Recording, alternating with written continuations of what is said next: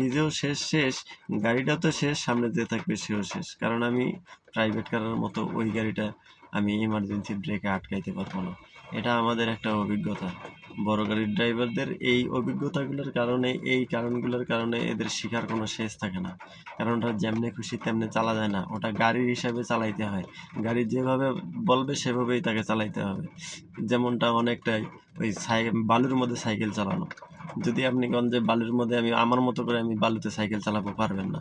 বালু আপনাকে যেদিকে যেভাবে নিয়ে যাবে সেইভাবে আপনাকে যাইতে হবে, তাহলে আপনি যাইতে পারবেন। আর যদি বলেন যে বালু যদি আমাকে ডান দিকে টানে আমি বাম দিকে যাব, তাহলে আপনি বালুর উপর দিয়ে সাইকেল চালাইতে পারবেন না। তেমনি হলো ওই ট্রাকটা, 20 টন 40 টনের একটা ট্রাক।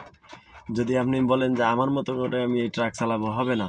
ওই গাড়ির রানিংয়ের উপর, স্পিডের উপর নির্ভর করবে যে ওই গাড়িটা আমার কিভাবে থামাইতে হবে। যদি আমার ইচ্ছা মতো আমি ওই গাড়িটা থামাইতে যাই, তাহলে আমি ওই গাড়িটা থামাইতে